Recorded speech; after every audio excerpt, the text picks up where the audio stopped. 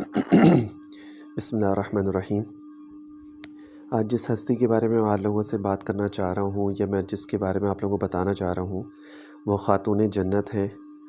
آپ صلی اللہ علیہ وسلم کی سب سے لاڈلی بیٹی ہیں اور سب سے چھوٹی بیٹی ہیں، اور جن کو خاتون جنت بھی کہا جاتا ہے، جو حضرت علی رضی اللہ تعالیٰ عنہ کی زوجہ ہیں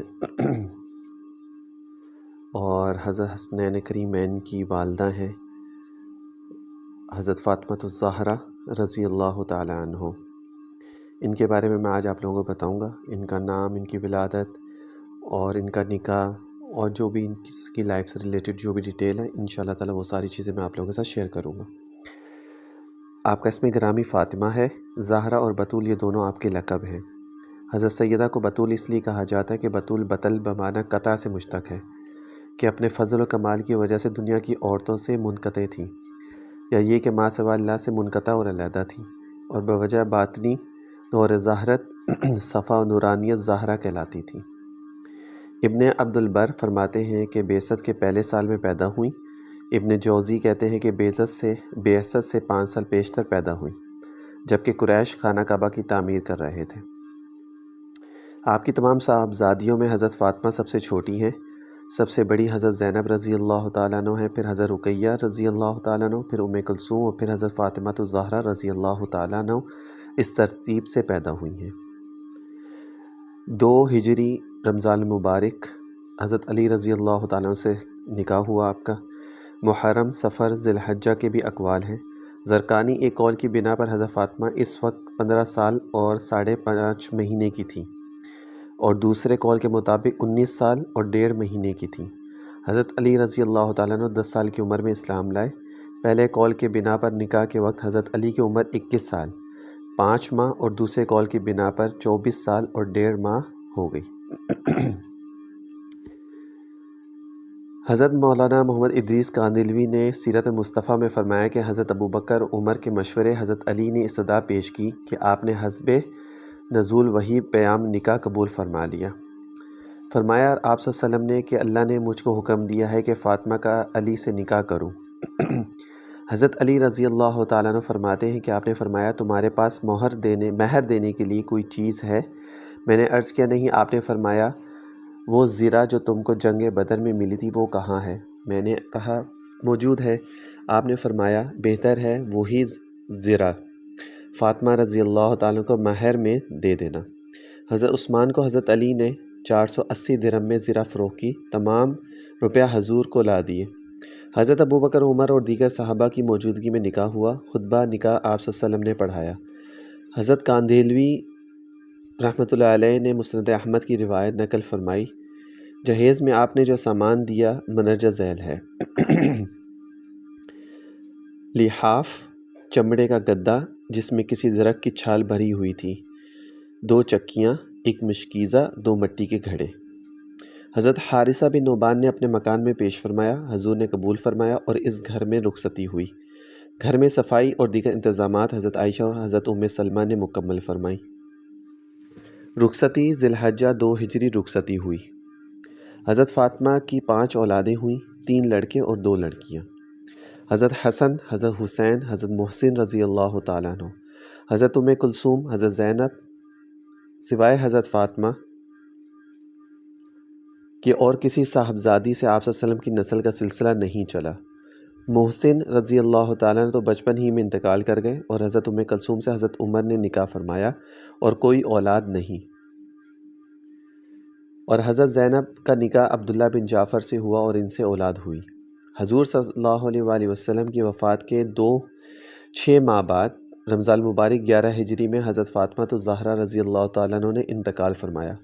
ایک قول کے مطابق حضرت عباس نے نماز جنازہ پڑھائی، دوسرے قول کے مطابق حضرت ابوبکر صدیق نے پڑھائی۔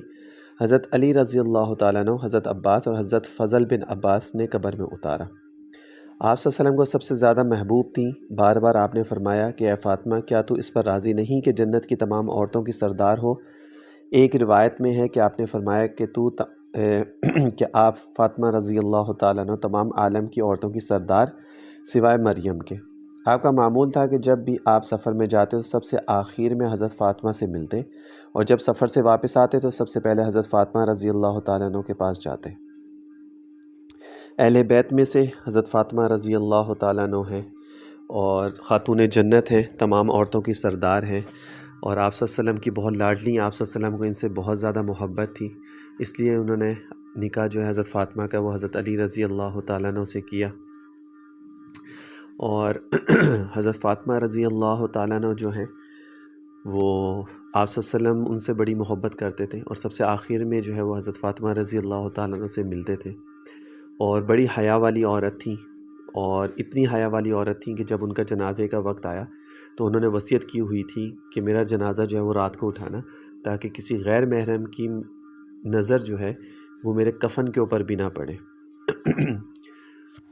سخی بہت زیادہ تھیں، اہل بیت میں سے ہیں، اور کبھی کھانے کو نہیں ہوتا تھا، کتنے کتنے دن تک جو ہے وہ بھوکا رہتی تھیں، پورا گھرانہ ہی بلکہ اہل بیت کا جو ہے وہ بھوکا رہتا تھا، کھانے کے لیے بعض دفعہ کچھ بھی نہیں ہوتا تھا۔